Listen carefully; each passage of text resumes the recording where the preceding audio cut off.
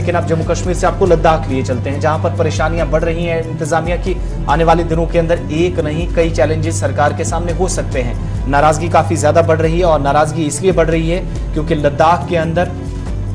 कल एक और अहम बैठक हुई है, मीटिंग हुई है, जिसमें बड़ी बातें सरकार के सामने रखी गई हैं और लद्दाख को मुकम्मल रियासत का दर्जा देने, इसे आईन के छठे शेड्यूल में शामिल करने और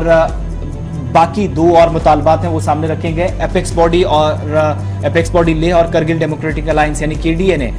लेह के अंदर मुश्तरका मीटिंग करके एक कोर कमेटी भी तश्कील दी है। इसमें नौजवान भी शामिल किए गए हैं। दोनों तंजीमों ने यह वाज़ेह कर दिया है कि मरकज उनके मुतालबात पर संजीदगी नहीं दिखा रहा है। ऐसे में उन्हें अपनी जमीन, रोजगार और शनाख्त बचाने के लिए तहरीक की तरफ जाना पड़ेगा। और एपेक्स बॉडी के सदर थॉपसन शेवांग ने भी ये कह दिया है कि लद्दाख को यूटी की ज़ेर इंतजाम इलाका बनाए 3 साल मुकम्मल होने जा रहे हैं, लेकिन इसके बाद भी अभी तक मुकम्मल रियासत का दर्जा देने, लद्दाख को छठा शेड्यूल और अलग नशिस्तों का जो लोकसभा और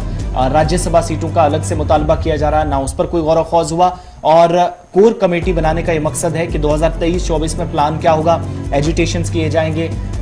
सियासी तौर आप काफी हलचल देखेंगे, वो सारा प्लान जो है तरतीब देना है। उस प्लान के हिसाब से लद्दाख के अंदर काम होगा और इस पर सरकार पर नाराजगी काफी ज्यादा है। ये सिर्फ सियासी जमातों की बात नहीं है, बल्कि जो तलबा तंजीमें हैं वो भी 29 तारीख से बंद का ऐलान करने जा रही हैं और वक्फे से बंद होगा। जिन तलबा तंजीमों ने ये आगे का प्लान तरतीब दिया, उनकी हिमायत में सियासी और मजहबी तंजीमें भी आगे आ रही हैं, क्योंकि ये आवाम का मामला है लद्दाखियों के बकौल। और मुकम्मल रियासत का दर्जा, छठे शेड्यूल की बात हो, कॉन्स्टिट्यूशनल राइट्स की बात हो, 6 शेड्यूल की जो बात की जा रही थी, अलग नशिस्तों की बात हो रही थी लोकसभा और राज्यसभा के लिए, और जो मकामी नौजवानों के लिए रोजगार या उनकी शनाख्त बचाने के लिए अलग से डॉक्यूमेंटेशन प्रोसेस होना चाहिए, वो सारी बातें कुछ वजारत दाखिला ने मान ली थी, कुछ पर अभी बात करना बाकी है। सरकार ने बहुत सारी चीजें वजाहत के साथ नुमाइंदों के सामने रखी भी हैं, लेकिन एक बार फिर से ये मांग जोर पकड़ने लगी है और सरकार को इंतबाह दिया गया है।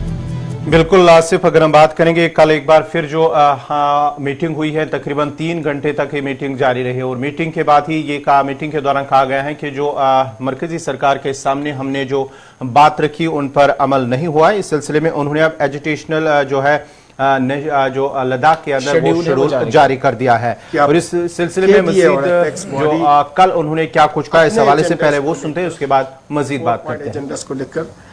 उतना सीरियस नहीं है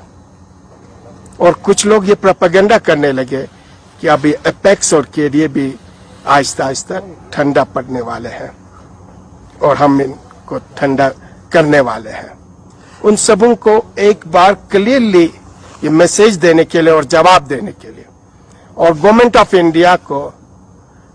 ये क्लियर बात पहुंचाने के लिए कि केडीए और एपेक्स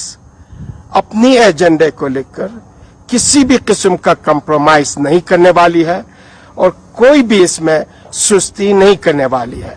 बहुत ही एग्रेसिवली अपनी इस एजेंडे को, अपनी इस डिमांड को अचीव करने के लिए हमने स्ट्रेटेजी, प्लानिंग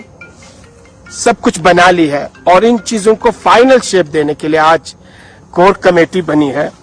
जिस कोर कमेटी का